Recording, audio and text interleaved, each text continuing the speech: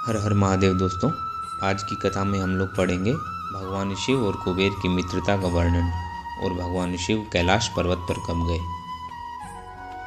सूत जी कहते हैं, मुनीश्वरों, ब्रह्मा जी की यह बात सुनकर नारद जी ने विनय पूर्वक उनसे प्रणाम किया और पुनः पूछा, भगवान, भक्त वत्सल भगवान शंकर कैलाश पर्वत पर कब गए और महात्मा कुबेर के साथ उनकी मैत्री कब हुई? परिपूर्ण मंगल विग्रह महादेव जी ने वहाँ क्या किया, यह सब मुझे बताइए। इसे सुनने के लिए मेरे मन में बड़ा कुतूहल है। ब्रह्मा जी ने कहा, नारद सुनो, चंद्रमौली भगवान शंकर के चरित्र का वर्णन करता हूँ। वे कैसे कैलाश पर्वत पर गए और कुबेर की उनके साथ किस प्रकार मैत्री हुई, यह सब सुनाता हूँ। काम्पिल्य नगर में यज्ञदत्त नाम से प्रसिद्ध एक ब्राह्मण रहते थे, जो बड़े सदाचारी थे। उनके एक पुत्र हुआ जिसका नाम गुणनिधि था। वह बड़ा ही दुराचारी और जुआरी हो गया था। पिता ने अपने उस पुत्र को त्याग दिया। वह घर से निकल गया और कई दिनों तक भूखा भटकता रहा। एक दिन नैवेद्य चुराने की इच्छा से एक शिव मंदिर में गया। वहाँ उसने अपने वस्त्र को जलाकर उजाला किया, यह मानो उसके द्वारा भगवान शिव के लिए दीपदान किया गया हो। तत्पश्चात वह चोरी में पकड़ा गया और उसे प्राण दंड मिला। अपने कुकर्मों के कारण वह यमदूतों द्वारा बांधा गया। इतने में ही भगवान शंकर के पार्षद वहाँ पहुँचे और उन्होंने उसे उनके बंधन से छुड़ा दिया। शिवगणों के संग उसका हृदय शुद्ध हो गया था, अतः वह उन्हीं के साथ तत्काल शिवलोक में चला गया।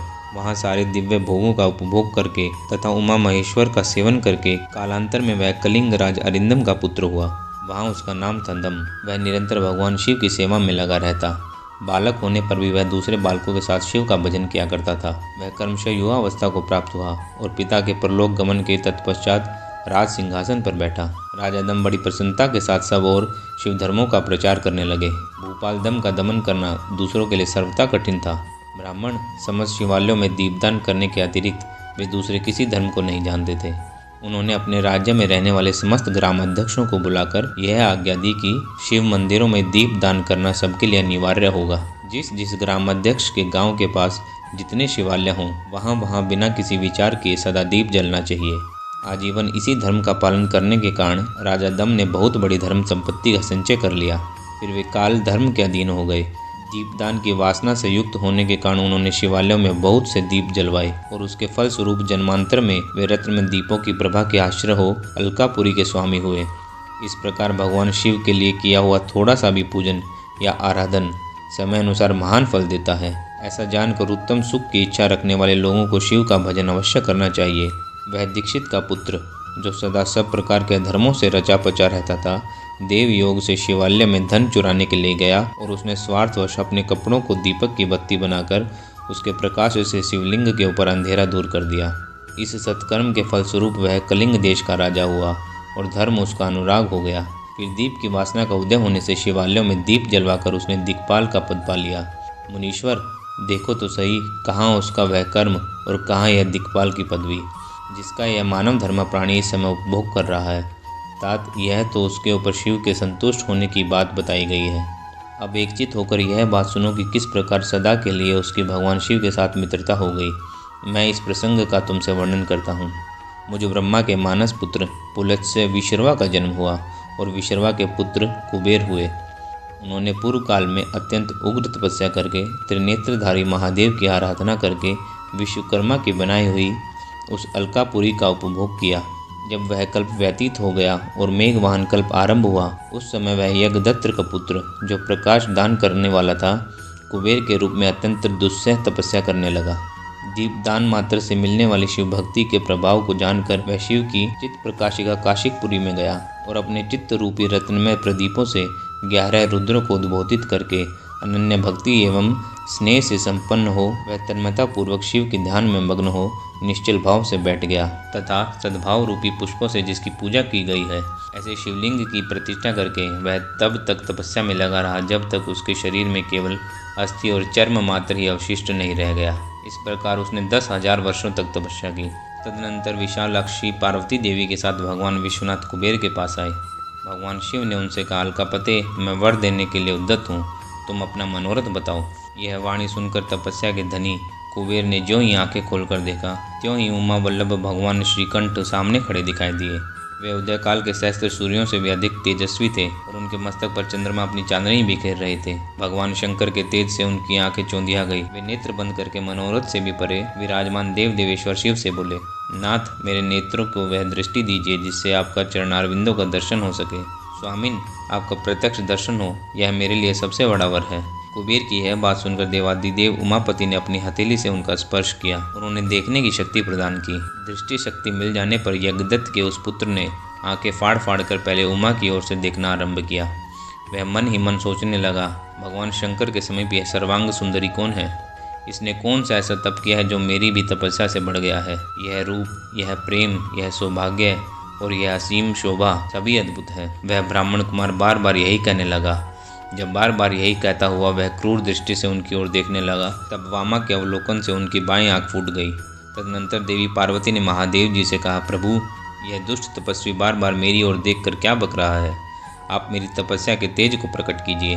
देवी की यह बात सुनकर भगवान शिव ने हंसते हुए उनसे कहा, उमे, यह तुम्हारा पुत्र है। यह तुम्हें क्रूर दृष्टि से नहीं देखता, अपितु तुम्हारी तप संपत्ति का वर्णन कर रहा है। देवी से ऐसा कहकर भगवान शिव पुनः उस ब्राह्मण कुमार से बोले, वत्स, मैं तुम्हारी तपस्या से संतुष्ट होकर तुम्हें वर देता हूँ। यक्षों, किन्नरों और राजाओं के भी राजा होकर पुण्यजनों के पालक और सबके लिए धन के दाता बनो। मेरे साथ तुम्हारी सदा मैत्री बनी रहेगी और मैं नित्य तुम्हारे निकट निवास करूँगा। मित्र, तुम्हारी प्रीति बढ़ाने के लिए मैं अलका के पास ही रहूँगा। आओ, इन उमा देवी के चरणों में साष्टांग नमस्कार करो। देवेश्वरी, इस पर तुम कृपा करो। तपस्विनी, यह तुम्हारा पुत्र है। भगवान शंकर का यह कथन सुनकर जगदम्बा पार्वती ने प्रसन्न चित्त हो यज्ञदत्त कुमार से कहा, वत्स, भगवान शिव में तुम्हारी सदा निर्मल भक्ति बनी रहे। तुम्हारी बाएं आंख तो फूट गई है, इसलिए एक ही पिंगल नेत्र से युक्त रहो। महादेव जी ने जो वर दिए हैं वे सब उसी रूप में तुम्हें सुलभ हों। बेटा, मेरे रूप के प्रति ईर्ष्या करने के कारण तुम कुबेर नाम से प्रसिद्ध होगे। इस प्रकार कुबेर को वर देकर भगवान महेश्वर पार्वती देवी के साथ अपने विश्वेश्वर धाम को चले गए।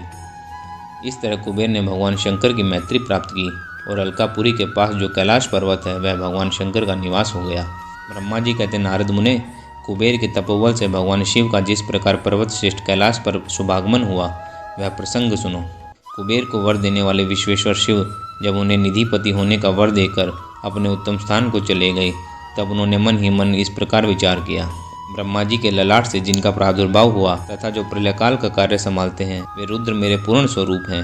अतः उन्हीं के रूप में मैं निवास स्थान कैलाश पर्वत को जाऊंगा। उन्हीं के रूप में कुबेर का मित्र बनकर उसी पर्वत पर विलास पूर्वक रहूंगा। और शिव की इच्छा का चिंतन करके उन रुद्रदेव ने कैलाश जाने का उत्सुक डमरू बजाया। डमरू की वह ध्वनि जो उत्साह बढ़ाने वाली थी, तीनों लोक में व्याप्त हो गई। उसका विचित्र एवं गंभीर शब्द आवाहन की गति से युक्त था, अर्थात सुनने वालों को अपने पास आने के लिए प्रेरणा दे रहा था। उस ध्वनि को सुनकर मैं तथा श्री विष्णु आदि सभी देवता, ऋषि, मूर्तिमान आगम, निगम और सिद्ध वहां आ पहुँचे। देवता और असुर आदि सब लोग बड़े उत्साह में भरकर वहां आए। भगवान शिव के समस्त पार्षद तथा महाभाग गणपाल जहाँ कहीं भी थे वहां से आ गए। वे सब के सब सहस्त्र भुजाओं से युक्त थे और मस्तक पर जटा के ही मुकुट धारण किए हुए थे। सभी चंद्रचूड़, नीलकंठ और त्रिलोचन थे। हार, कुंडल, केयूर तथा मुकुट आदि से अलंकृत थे।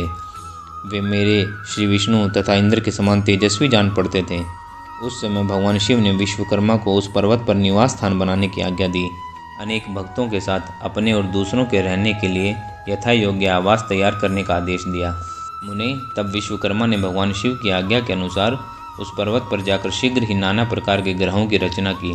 फिर श्री हरि की प्रार्थना से कुबेर पर अनुग्रह करके भगवान शिव सानंद कैलाश पर्वत पर गए। इसके बाद आनंद से भरे हुए श्री विष्णु आदि समस्त देवताओं, मुनियों और सिद्धों ने शिव का प्रसन्नतापूर्वक अभिषेक किया। मुने, उस समय आकाश से फूलों की वर्षा हुई जो मंगल सूचक थी। सब ओर से जय जयकार और नमस्कार के शब्द गूंजने लगे।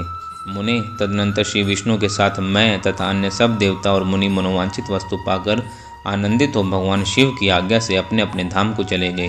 कुबेर भी शिव की आज्ञा से प्रसन्नतापूर्वक अपने स्थान को गए। फिर वे भगवान शंभु, जो सर्वथा स्वतंत्र हैं, योग प्रायण एवं ध्यान तत्पर हों, पर्वत प्रवर कैलाश पर रहने लगे। कुछ काल बिना पत्नी के ही बिताकर परमेश्वर शिव ने दक्ष कन्या सती को पत्नी रूप में प्राप्त किया। फिर वे महेश्वर दक्ष कुमारी सती के साथ विहार करने लगे और लोकाचार प्रायण हो सुख का अनुभव करने लगे। मुनीश्वर, इस प्रकार मैंने तुमसे यह रुद्र अवतार का वर्णन किया है, साथ ही उनके कैलाश पर आगमन और कुबेर के साथ मैत्री का भी प्रसंग सुनाया है।